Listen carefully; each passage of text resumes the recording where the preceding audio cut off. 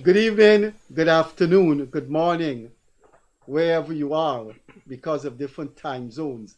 We have to greet you differently. This is the Gildarie Freddie Kissoon show. We come to you live. We're in the studio recording this live. If you have your smartphone or your smart TV, please go to Guyanese Critic Facebook page or type in TBN Guyana, Daybreak News Guyana, and also on YouTube, and you will see the program live. We come to you Mondays, Wednesdays, and Fridays, and we have a very, very experienced guest. You call such people with institutional memory. You will be surprised to know the kind of knowledge he would have about certain aspects of society. But we leave you dangling with curiosity before we get into the interview. Leonard Gildarie, because of work requirement, could not make it, but he indicated to me that he'll be here on Friday. So I will do what Leonard Gildarie does every Monday, Wednesday, and Friday. When it's his turn to introduce, he speaks about the little things that are on his mind that needs to be publicized. So before we go to our interesting experienced guests, which I think it's going to be a very interesting night because we're going to talk about everything: politics, law, society. Let us talk about the little things that need to be publicized. One, there is in the news a little dispute between the chairman of Region 4 and the regional executive officer for Region 4. Mr. Gadraj is the REO. The chairman is Mr. Siram, Daniel Siram. There was a little incident in which Mr. Siram, who was a Mani program, live program, took the mic, Mani program, live program, took the mic and invited someone to come and be on the panel. And Mr. Gadraj, the REO, objected and asked to have the mic back. The mic was not given back, and he made moves to take it back. Now there's been all kinds of talks about that, and the Region 4 has tabled a no confidence motion against Mr. Gadraj. But let's look at the other side. They seem to be enforced tabled a no confidence motion against Mr. Gadraj. But let's look at the other side. There seem to be no confrontational debate in this country on issues, and someone should take the side of Mr. Gadraj. I am taking the side of Mr. Gadraj because I'm old enough to know, and I've been a panelist on more panels than I can count in my life. The chairman is in charge of the proceedings. The chairman has the jurisdiction to invite people, to determine the length of questions, to point out to the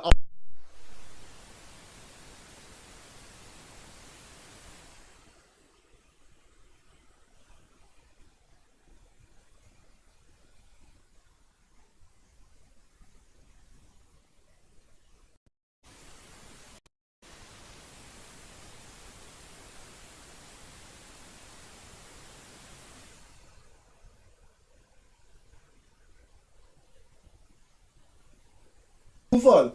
And I think that is the right thing to do.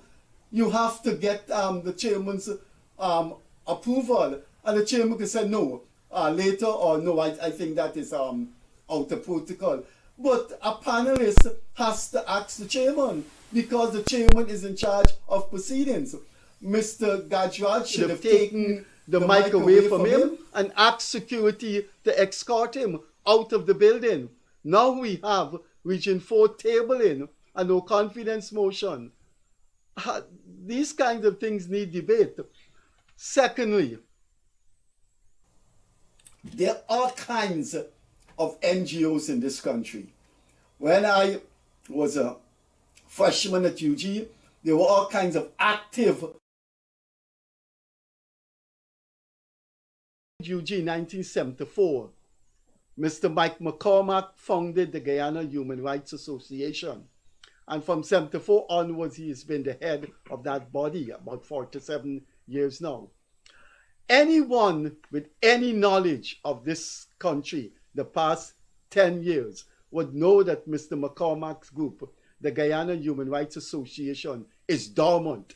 Anyone who monitors social media, the newspapers, the cocktail circuit, the minibuses, monitor what goes on in Guyana would know.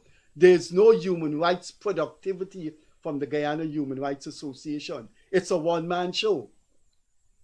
How did Mr. McCormack found himself as in the Extractive Industry Transparent Initiative?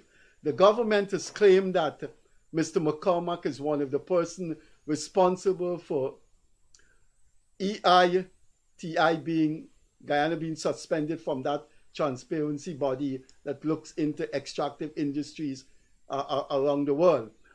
How we talk about every day, viewers without exception, every day, critics of the government talk about the need for transparency, accountability, democracy, modesty. But we cannot demand these of the government only. This from civil society, from NGOs, from the legal profession, from the medical profession. In other words, we have to demand this from society. By what transparent process did Mr. McCormack come part of EITI Guyana branch? Then there is Miss Vanda Vera. She goes under the name of Vanda Razlik, but she and her sister Danuta belong to the Vera dynasty. These people are in all kinds of EITI Guyana branch. Then there is Miss Vanda Vera. She goes under the name of Vanda Razlik, but she and her sister Danuta belong to the Vera dynasty. These people are in all kinds of civil society groups. I remember we had the Guyana Prize and Vanda Vera turned up and organized something there. Now Vanda Vera Razlik is part of EITI, and the government is accusing her, I don't know if of helping to undermine Guyana's position in the extractive industry in Denmark. How did we be transparent ourselves? With those introductory remarks, which is a Gildarie I'm doing on you, let's talk about our guest this evening. As I said before, it should be interesting. Our guest is one of the longest serving attorneys at law in this country. And he himself will tell you how long he's been practicing law.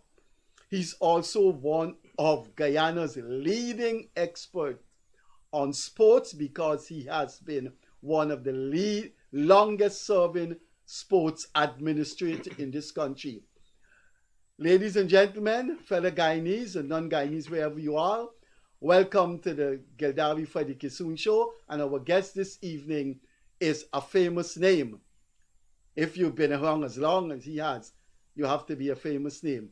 Juman-Yassin, attorney at law and recently former head of the Guyana Olympic Association. So there's going to be discussion tonight on sports, politics, law, and whatever else he wants to talk about. Juman, I'm glad we're here, and so history could be recorded. I want you... Just one thing. Yeah, Your sure. remarks me so kind, but I don't think I'm all of that interested. But thank you very much. Well, why don't you let me be the best judge of that? All right, time will tell. Juman, could you look at the camera and tell a nation, half of which was not born when you were practicing law, and about 70% of them would be around lower teenager or later teenager when you were practicing law in this country. How long have you been practicing law in Guyana? Well, I was practicing law, I believe, when you were a teenager. Yeah. Right. I was called to the bar in Guyana in January 1971. Before then, His Honor Dan Japan. Since then, I have been practicing and had a good fortune to have had a recent good practice. Juman, we're talking about 51 years. When Time you flies. came Time in, flies. when Time you, flies. when you came into the studio, I can't believe how young you look. Thank you very much, sir. I Now, asked you, I told you, I don't know when last you've been to the optician, but thank you. I've been to the optician before I came here, and he fitted me out with good lens, so All right, good. I'm seeing properly. Now, if you've been practicing law for 51 years, I wonder if we're going to get in sometimes in politics, some time for politics and the Olympics. 51 years. Let's see. Rex McKay. I could think of Rex McKay. Who else can I think of, Jaman? Ashton Chase. Oh, yes. Ashton Chase, They're Rex McKay. They were in the 90s. They're the 90s. Right. Now, they would have been practicing law. That's two. Can we go along the line? You've got former Justice Pompey. But he's still alive? He's still alive. He's still alive. He does a little bit of private practice and some notarial work. So that's three. You've got who else? My memory's going out, sir. That's about it. That's about it. I think I think would know. Ralph Ramkaran. No, you've been practicing before him. Yeah, he came but- out in the mid 70s. Yeah, but he's a bit older than me. Yeah. That's about it. Maybe. So we're talking about two men in the 90s and Mr. Pompey, the former judge. So you would be the fourth longest practicing lawyer in Guyana. That is an achievement. May or may not be. I think Eddie Loku. I think he came out a little under a year before me. So I'll put Eddie in front. So we have four and then you. Maybe. I may be mistaken, but those are the names I could think of at the moment. Not important. All right. Jaman, what was practicing law like in the 70s with Mr. Burnham, with the PNC, with rigged elections, with all kinds of things? And then we'll go into the 80s. What was the court system like, the rule of law like 50 years ago? As a young practitioner coming out, one had to try to, climb the ladder, so to speak. In those days, you had courts on Saturday mornings, especially the liquor licensing board.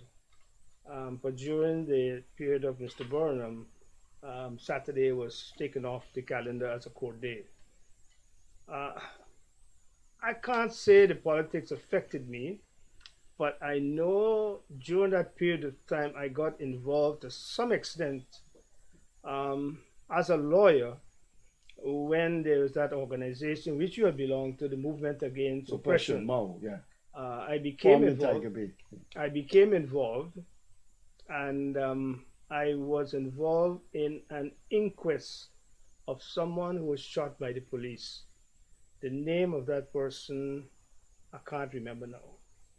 But it was highly publicized, and of course the jury didn't find anybody culpable. At that time, and I began to do several other cases in the High Court, and practice has been relatively good. In the 70s, you would say there was more commitment among lawyers, more commitment among judges, and the respect for the rule of law, the judiciary, was greater then than March 2023. I would say yes. So when a person was a judge, he was highly respected in the community. A magistrate was highly respected in the community. Now, I think persons have a different perspective of what they think they're seeing. For me, most of the judges and magistrates are hardworking. They're trying their best. But that respect, which was there in the 70s, early 80s, is not there anymore. You know, maybe it's a good thing or a bad thing. So maybe one should not always be on a pedestal. But that's the way it is now. Well, I was a student at UG, and a university student always must, as a social science student, you keep an eye on what's going on in the society. But I think judges and lawyers, but particularly judges and magistrates, they shape their lives, their public lives and their professional lives in a way that I think you were willing to respect them. You were willing to defer to them. Things have changed now. I don't, I don't agree with you. When I look at the current judges and magistrates, I see they're all respectful, they're all being respectable, and they're trying their best. I mean, there's a lot of problems in the judicial system, shortages, etc. But that's a different thing altogether. But I would say, invariably, most of those persons in the judiciary are hardworking, and I can't say they have descended to any depths that would cause disrespect. I really can't say that. We haven't been doing well in the CCJ. Some of the comments are not all all that positive. For example, in a recent case, the CCJ ruled that a judge should not have sat in a case when he was a relative of. That is a given. That is a given. I agree with that. I That's a agree with given. that. That was a Then comment. there was the whole series of decisions on the no confidence vote. Then the election thing. Our Court of Appeal ruled that 34 is a majority of 65, and I think the CCJ was skating about that. Indeed, indeed. But I really can't say too much about that because my maths was very bad in school. That's why I oscillated to doing law. But I still believe that what is a greater figure here? You're being diplomatic or subtle, which. One could say subtle. But we've lost so many cases in the CCJ in which those judges were not in the CCJ were not very enthusiastic about what's happening in Guyana. Well, Look at the election thing. when you're a judge, you do what you have to do. You give your decisions, and I would wish to say that those cases in the election commission, I did not agree with some of the decisions with the judges, especially that mathematical division. But so be it. That is why we are fortunate to have the CCJ. Very, very fortunate. As a private practitioner, I always wanted to have another court above our Guyana Court of Appeal because in the 80s and thereabouts, there was that feeling that they could have been, pressured to some extent. Although there were several cases in which the Guyana Court of Appeal at that time ruled against the government. But I'm happy that the CCJ is there. As regards the winning and losing of political cases, that's another aspect. And there's not much I could say that has not yet been said, especially by the CCJ and other commentators, including yourself. We'll come back to the rule of law, the judiciary. What was law and the legal system like in the 70s with President Bonham? Those judges were not in the CCJ were not very enthusiastic about what's happening in Guyana. Well, Look at the election thing. when you're a judge, you do what you have to do. You give your decisions, and I would wish to say that those cases in the election commission, I did not agree with some of the decisions with the judges, especially that mathematical division. But so be it. That is why we are fortunate to have the CCJ. Very, very fortunate. As a private practitioner, I always wanted to have another court above our Guyana Court of Appeal because in the 80s and thereabouts, there was that feeling that they could have been, pressured to some extent. Although there were several cases in which the Guyana Court of Appeal at that time ruled against the government. But I'm happy that the CCJ is there. As regards the winning and losing of political cases, that's another aspect. And there's not much yet been said, especially by the CCJ and other commentators, including yourself. We'll come back to the rule of law, the judiciary. What was law and the legal system like in the 70s with President Bonham? I remember Chief Justice or Chancellor. And the Chancellor at that time allowed it to happen, so that's it. But it was a blight. It was a blight. What were you doing in those days? In early 70s, still a young practitioner in private practice, But you got to, when you talk about the PNC and Burnham and the courts, you got to appreciate the fact that 98% of the cases had nothing to do with politics. There were criminal cases, there were other civil cases that had nothing to do with politics. And that is the same thing we have today. Well, those 2% could have shaped the society in destructive ways. It could have. But that's the way it is. So when you look at overall, whether there was interference or whatever it was, you have to look at that 98%, which they would not have been, or should not have been. We're going to come back to law. That is what you've been practicing the past 51 years. And I'll come back to that and some of the exciting moments, exciting people you met. But let's go to the Guyana Olympic Association. You've headed that body for, I think, either 27, 28, or 29 years. You tell me which one. Well, 1996, December 1996. And it's going to end on the 14th of this month. And you would have achieved how many years? Let's do the math. Well, you're the man for university. 96? Huh? And right, good. 27 years. Right, 23 and 4, 27, 27, 26 years. Do you feel that you have brought shape and rationality and productivity and vision to sports in Guyana as an administrator for 27 years? There's separate segments in what you say. I could say from the outset what I had hoped for and what Guyana is still hoping for was to achieve the gold medal at the Olympics. That has not been achieved. What we have achieved were gold medals in Commonwealth Games, in the Pan American Games, and other games. We've got medals. Not the last Commonwealth Games, but the one in Gold Coast in Australia, we got a gold medal there in long jump.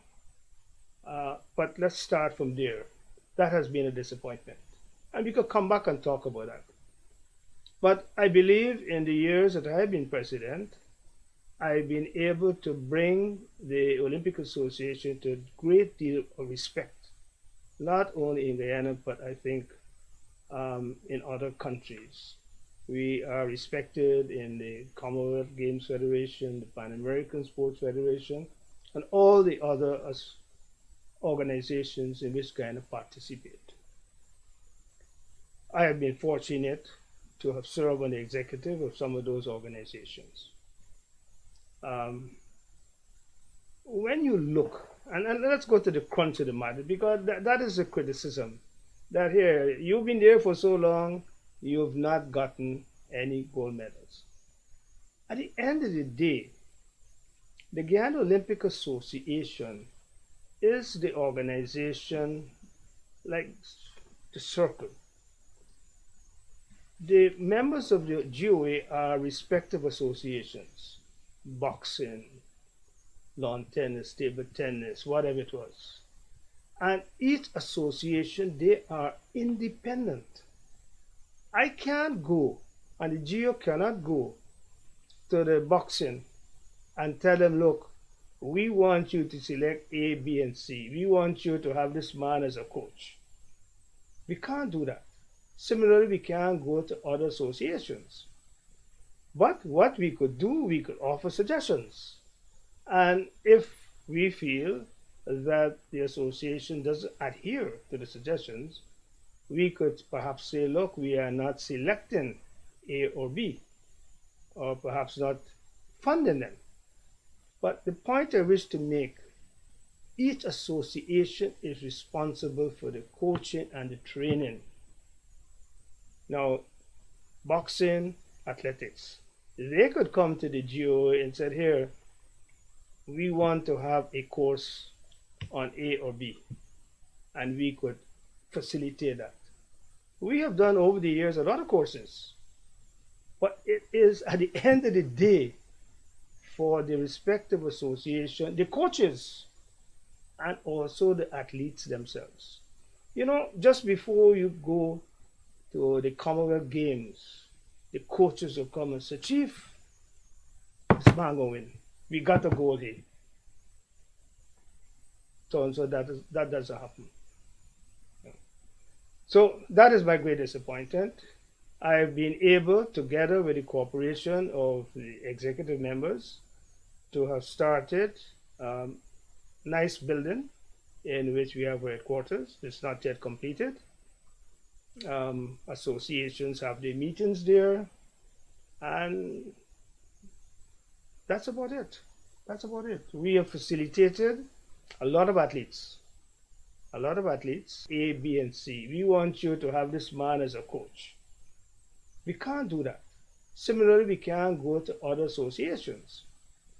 But what we could do, we could offer suggestions. And if we feel that the association doesn't adhere to the suggestions, we could perhaps say, look, we are not selecting A or B, or perhaps not funding them. But the point I wish to make, each association is responsible for the coaching and the training. Now, boxing, athletics, they could come to the GOA and say, here, we want to have a course on A or B, and we could facilitate that. We have done over the years a lot of courses, but it is at the end of the day for the respective association, the coaches, and also the athletes themselves. You know, just before you go to the Commonwealth Games, the coaches will come and say, Chief, this man going win. We got a goal here. So that doesn't happen. So that is my great disappointment.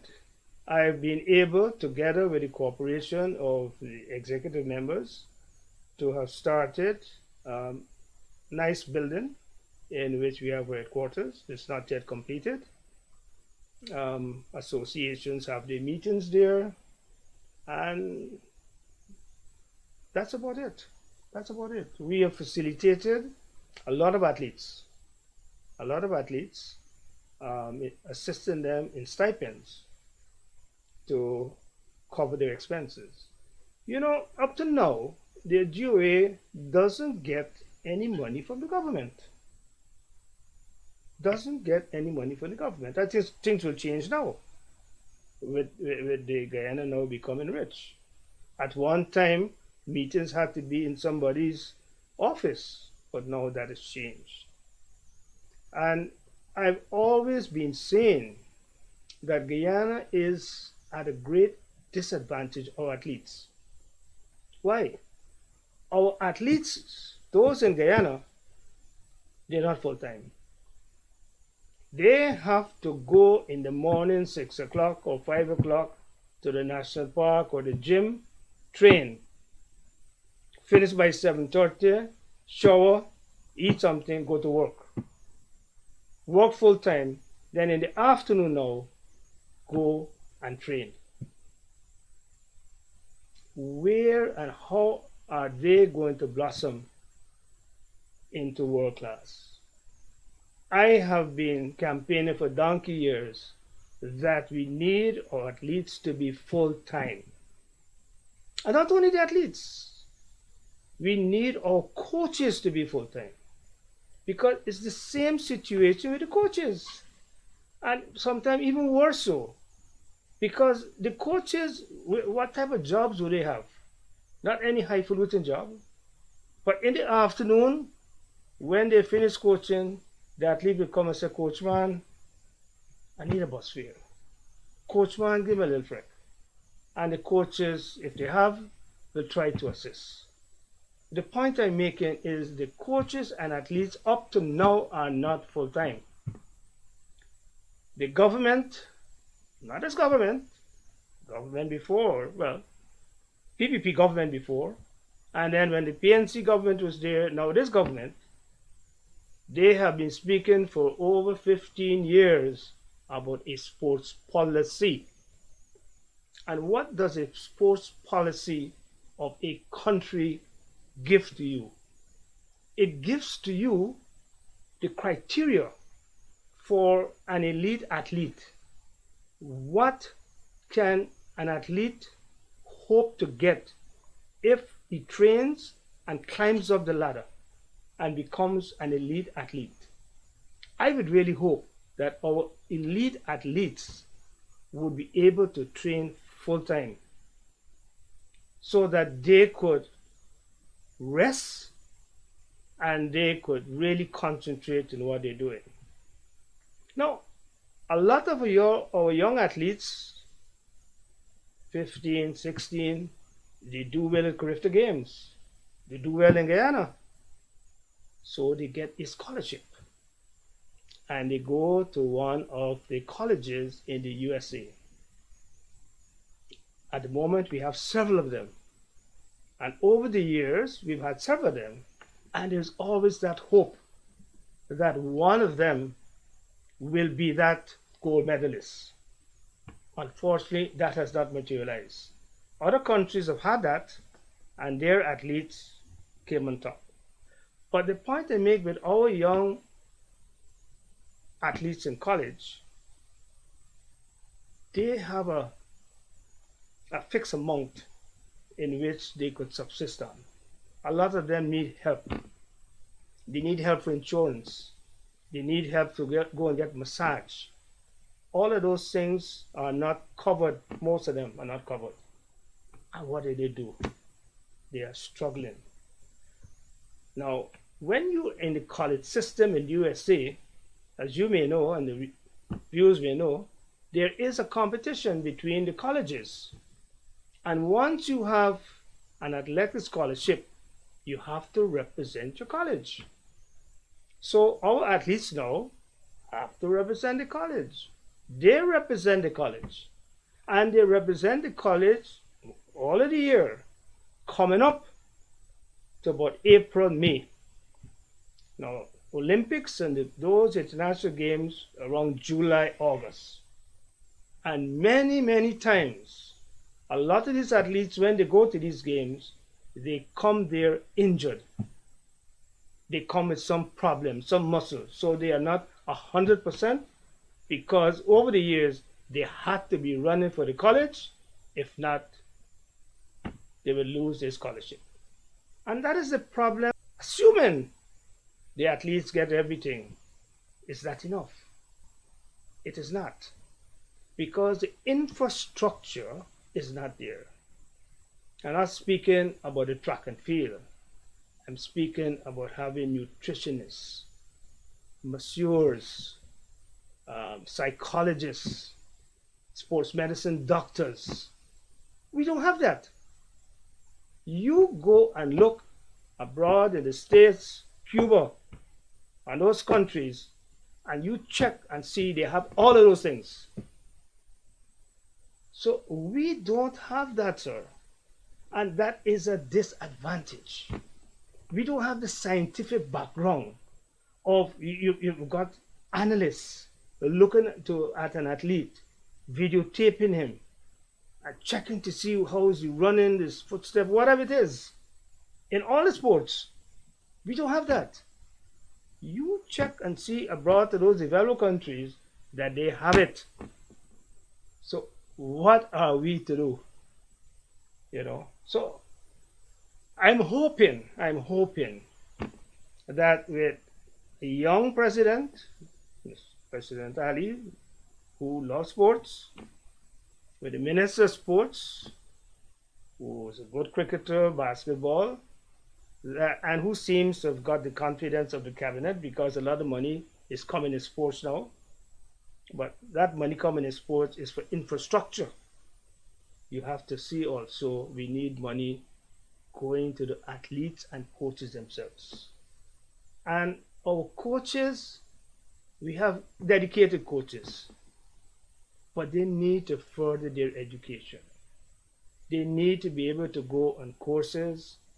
Some of them may be lazy. They need to get on the internet because everything you could learn is on the internet. And at the moment, there are a lot of online sports courses which are run by Pan American Sports Organization and the Olympic Association, IOC. A lot of coaches are going to it, but they need to do that. Now, if they don't do it, can we blame them if they're not compensated?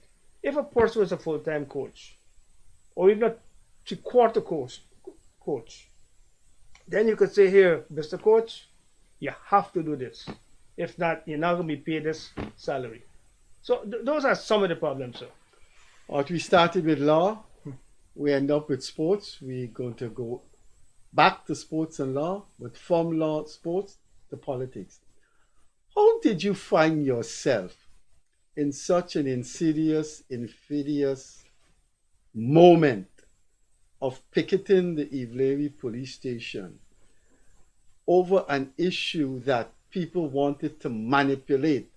Some of those lawyers wanted to manipulate for political purposes. Now, I think the Bar Association was one of the protagonists in calling that picket outside Gildarie police station when one of the lawyers was arrested for 10 minutes or what, because she claimed that the police, she was instructing her client and the police intervened. What some of those lawyers, now, I'd like to hear your explanation of why you were in that group, because which other episode, which other development in this country in which the rule of law was in jeopardy, you found those lawyers picketing? All right, let me answer you. And let me answer you by asking you a question. And I hope you'll be able to answer. You said the lawyer was imprisoned or held for about 10 minutes. Do you think that was right? No, it was not. Good. Do you not believe that that was against our constitution? Yes, I believe it was right. against our Good. constitution. I have been chief magistrate, and most of my years I've been at the criminal bar. And I know what happens. I know that police, a lot of times, force people to give confessions. I know persons in custody get beat. I did a case donkey years ago at Providence Station. I won't call the policeman name, he's now deceased. I call his name, he's deceased. No, I don't want to do that. In which... So how are we going to record history? No. He pushed the boy head down in the toilet. Right? And I know that once a person is in police custody, anything could happen to them. And so my going there on the picket was to send a message to the police that there are rules which you have to adhere to. If other lawyers on the picket line had another agenda, so be it. My agenda was police should know that certain things they cannot do. And I have absolutely no apology for being there. Well, well, well. It's not. There are circumstances that can undermine the presence of someone with a conscience. Its context is everything. I would find it difficult to picket um, against to picket in favor of sugar workers being brutalized. And some of the picketers there are people who are quite frank and graphic in their endorsement of issues that I find anathema to me. So you have to be, you just can't jump into a process without separating the sheep from the goat. Now, I think you, as a former magistrate, will come to that. I think you, as a former magistrate, as someone at the time when that picket was going on, you would have achieved 50 years of practicing law in Guyana and being a magistrate. And I'm sure your conscience was struck. The lady protecting her client. Why did she have to be arrested? But the question that any interviewer would pose was why those people were blind. They didn't find any other issues. The past, but some of them are young lawyers, the past 20 years that warranted their presence. What when the picket took place, there were letters in the press. At least I wrote a column saying, where was the bar association? Where are those lawyers when so many other violations have been occurring? My point is, I think there were people there with an agenda. Your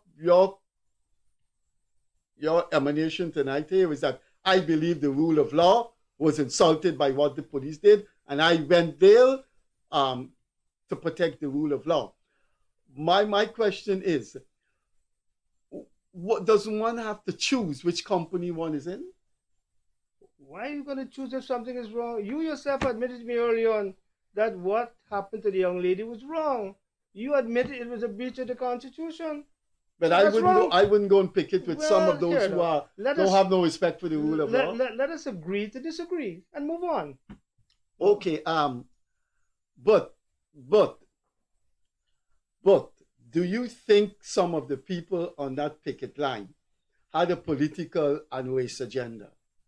Can you speak for all of them? I can't speak for all of them. Some of them may have a political agenda. Some of them may have a race agenda. I don't know. I know some of them are involved in political parties. So they may have a political agenda. That is them. I am different. I want to be able to show that what happened was wrong. And so young police officers and senior officers would know that there's a consequence and something that will happen again if they do it. You know what? I want to tell you something. In the old days, when you had Skip Roberts, Smith, and those guys, that would never happen. Never happened. In all my years, that has never happened. Why is it happening now? And if it has happened now, we need to let them know that is wrong. Full stop. Maybe you want to go to something else. No. What you mean under Roberts, it would not? That never happened. No lawyer was ever arrested. No lawyer was ever prevented or arrested. Man, that happened in the 70s under the Burnham dictatorship. I don't know about that, sir. I know all the years that I've been going to the CID headquarters. Derek Jagan was not arrested? When? In the 70s? Well, he's arrested and charged. But I believe he was charged. That's a different type of arrest. We're talking about a lawyer going to look and being consulted by a client and being arrested for doing that. That is the point I'm making. I would think this. You said it didn't happen under Skip Roberts. I would not view Mr. Roberts as a professional policeman. Certainly not in the time that I was active and I've been active for the past 50 years. But my memory tells me that police were very, very flippant about the rule of law and the rights of lawyers in the 70s. But let's move on. Yeah, let's agree to disagree. Let's move on. Yes. You have any other views on politics before we go back to law? I have a lot of views. Oh, you have a lot of views on politics? Yeah, but I've never joined. I've never joined. The floor is yours. I've never joined a political party. The floor is yours. Yeah. Unfortunately, there is a difficulty at the bone between the two races. There's no doubt about that. And I got to get down to right. For my view, is the difficulty we have is people don't have confidence in the institutions. There are a lot of constitutional bodies. And when persons are being appointed to these bodies, the government, whoever's there in power, needs to ensure that they are independent persons on these commissions. I know governments want to control, but once you have a constitutional body, ensure that the independent-minded persons there. One of the things immediately that I would like to see change is the Guyanese Elections Commission. That has caused a lot of problems. And what, as you know, it started when Mr. Carter came, that compromise to have 3 and 3, and then the chairman. It has not worked. Because those persons in the government, they're looking after the interests of the government. Those in the opposition, looking after the interests in the opposition. And the poor chairperson got to straddle the middle. You know, I've been speaking to former chief elections member, the chairman, Dr. Shrewsbury. He said in all the times, hardly maybe 1 or twice it had to go to a vote. But the point I'm making now is that when a decision is made at the Elections Commission and the opposition says, I don't agree with it, then the persons who support the opposition, they will feel here, something is wrong here, we're not agreeing with it. Likewise, the other side.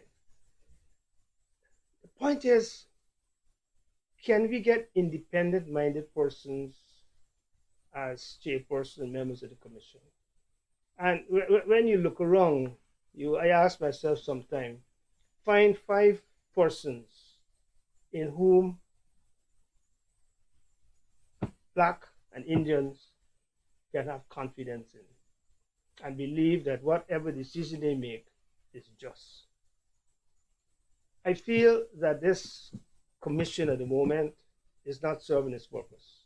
Look at... That's a just concluded commission election? No, members of the commission here, elections commission, you got 3 and 3. The way it is. You mean the Carter Price? Yeah, the way it is. You know, it is not. It's really... It's a vehicle for more problems. More problems.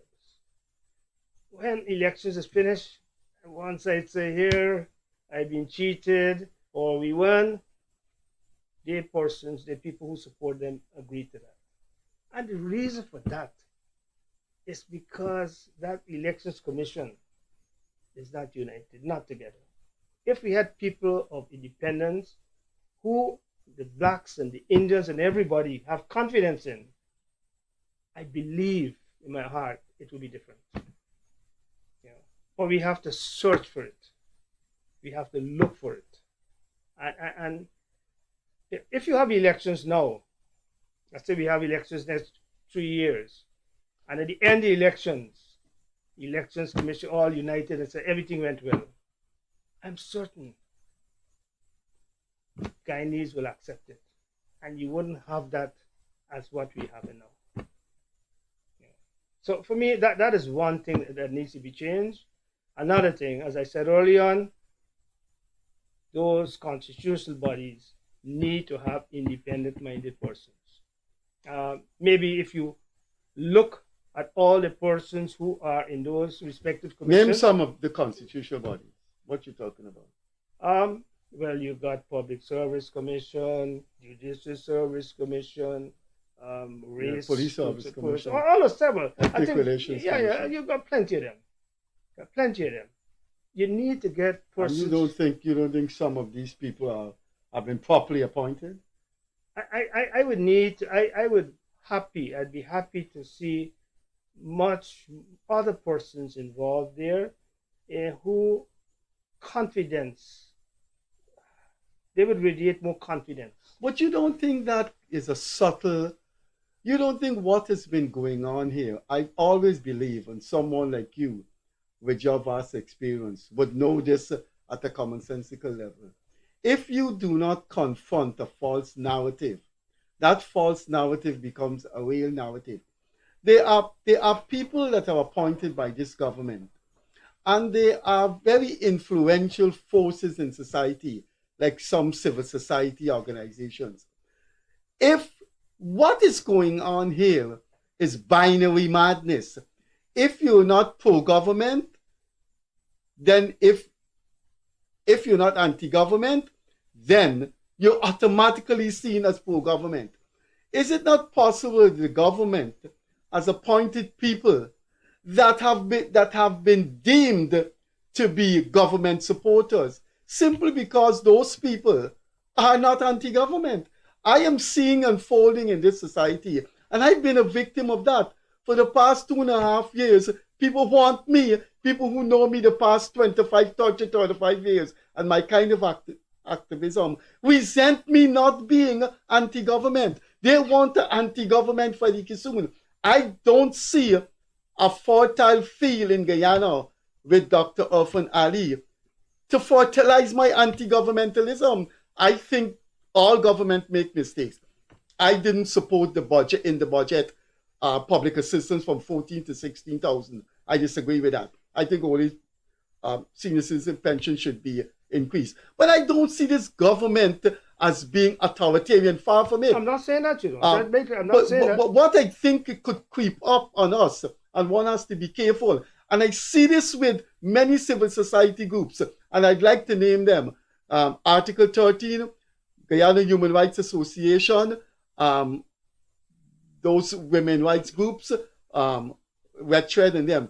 They have a set of people that they deem independent, and they want these people to be on these bodies. But for them, these people are not acceptable because they are not anti-government. And I think when you're speaking about independent people on these commissions, should we be careful?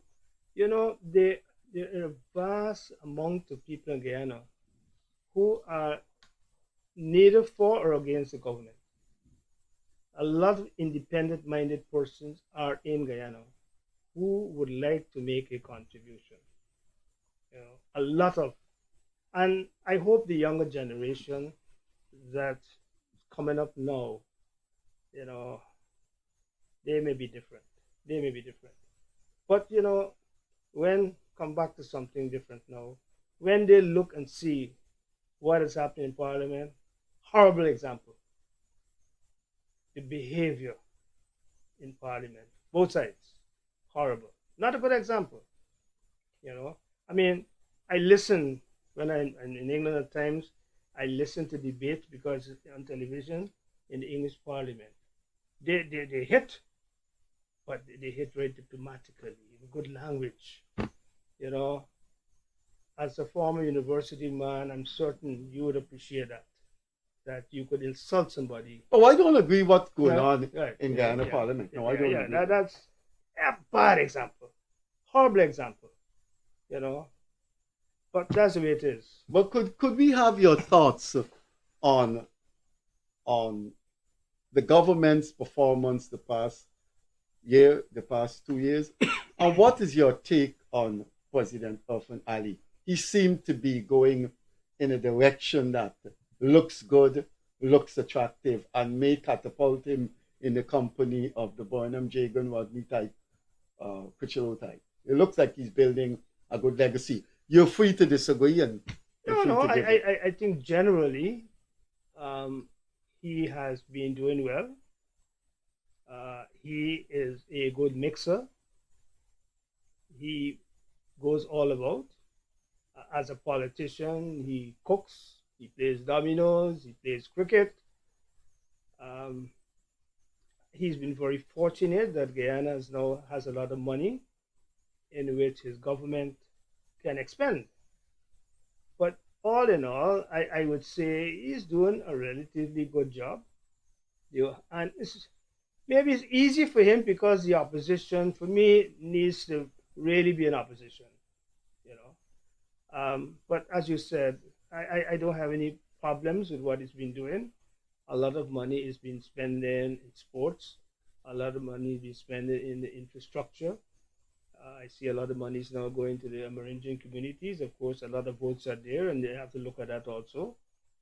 But by and large, I have no difficulties with him at the moment. I want to come back to law, and I want to finish, since time is going, on the Olympics.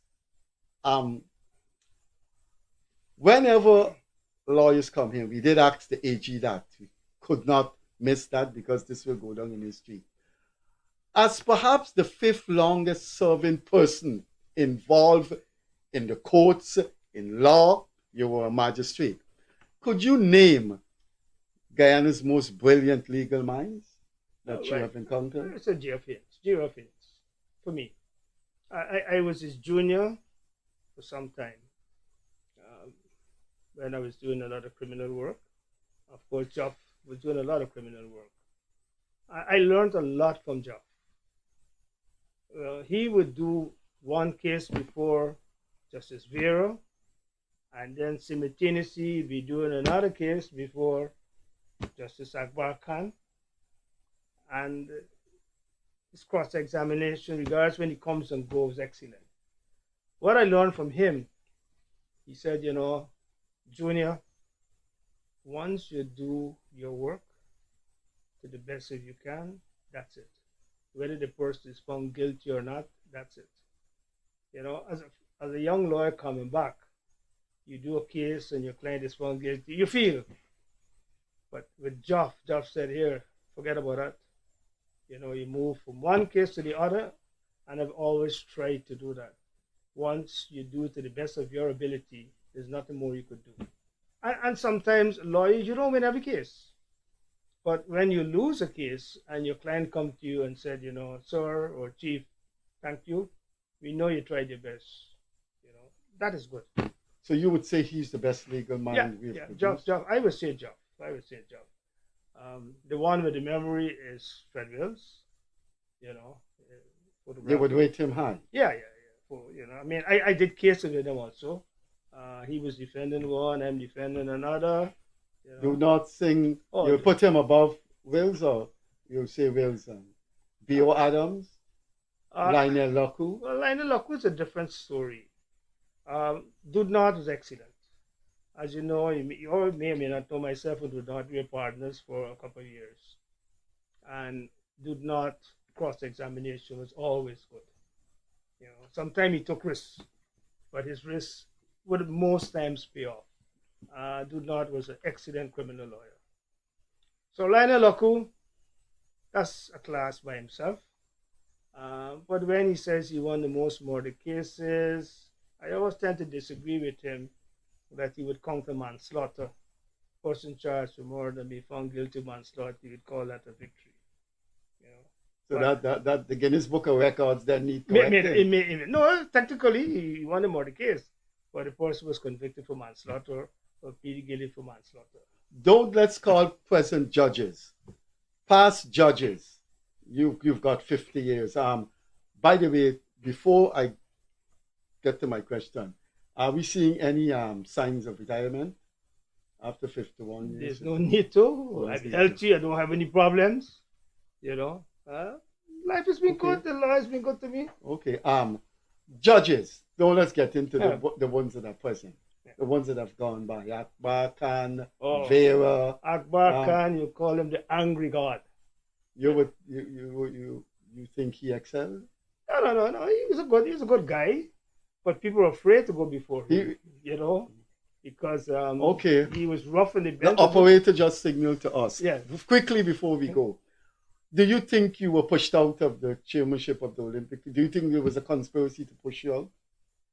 There was some intervention by the minister, but I have accepted it. The associations voted, not unanimously, that the age for any executive member in the Olympic But they were saying that was what the father body. No, they're wrong. No, the father body is different. The IOC at 70 you have to finish, come off. But the IOC is a different entity, right? Just finish. Let me finish it if I can. Yeah. There is no age limit for the Commonwealth Games Federation, for the Pan American Sports Organization. I have accepted it, and I wish the new executive all the best. Wherever you are, if you joined us after 8:30, this was the Gildarie Freddie Kissoon show.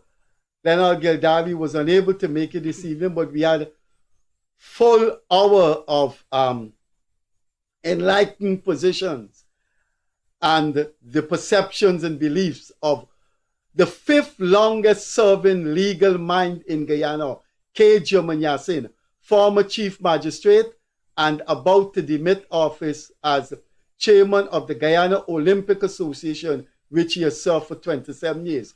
So 51 years as a lawyer and 27 years of running the Guyana Olympic Association. We disagreed on a few points, but it was very interesting having him, and history has been recorded. We will see you Friday evening with Leonard Gildarie. Mr. Yassin, it was indeed a pleasure. Pleasure. Thank you very much.